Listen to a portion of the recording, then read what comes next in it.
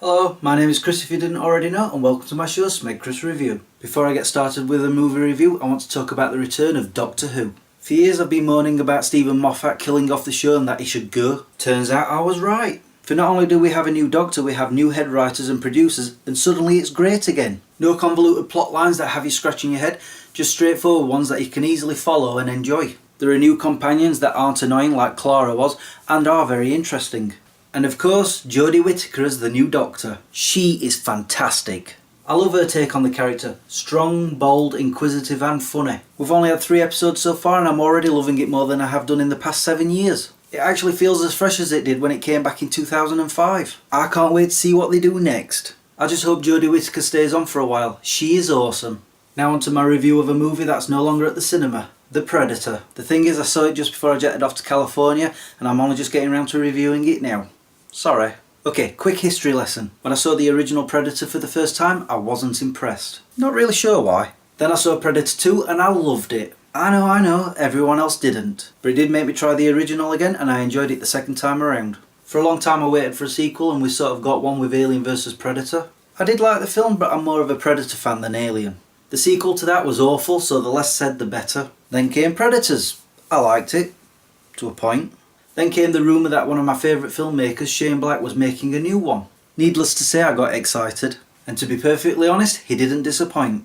For most of it. The story is a little messy, especially when we're introduced to characters. We get to see too much Predator. It's usually better when we don't see as much. And those bloody Predator dogs was just a tad too much for me. I think they borrowed those things from Ghostbusters. However, all the characters were great, especially Thomas Jane's and Oliver Munn's, both whom were hilarious to watch. And that's what's great about this film, Shane Black's injection of humour into it. He does this with all his films. Usually he has a double act to play off of, like Kiss Kiss Bang Bang and The Nice Guys. Here he has more characters with whom to bounce more quips off of. Believe me, it had me laughing out loud. The action is okay, just nothing really special. And we also have a human bad guy who, well, actually I'm not really sure what happens to him. I think I missed that bit. Dang, and I was really going to spoil it for you. Seriously, I don't know whether he died or lived or what. I guess I'm just going to have to watch it again when it comes out on DVD. The story does move along at a slow pace, really dragging it out until a twist comes around partway through. And it is a good twist. That's when the story starts to move along and the action improves somewhat. But it is the characters that drive the movie, so it's sad to see when they start to get killed off one by one. Come on, that's no secret, it's bound to happen. It's a Predator movie.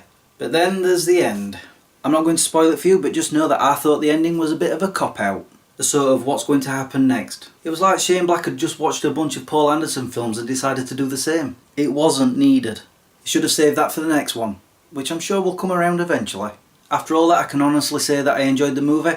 It's just not the most enjoyable film of the year. Overall, I give The Predator a...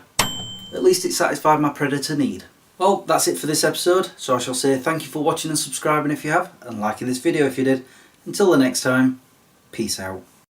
Seriously, when I first watched The Predator, I was 12 when it came out, so I was about 13-year-old I think, and I watched it and I was just bored. And then Predator 2 came out, I was 15, so I got to watch that on video, and I really enjoyed it. So I think it was in 1992 where I was staying at my mother's uncle's B&B in Bridlington, and Predator was being shown. I think it was being shown on the TV, or somebody there was watching it on the TV. I thought, well, I'll give it another try. And for some reason I enjoyed it that time around. And I put that down to Predator 2.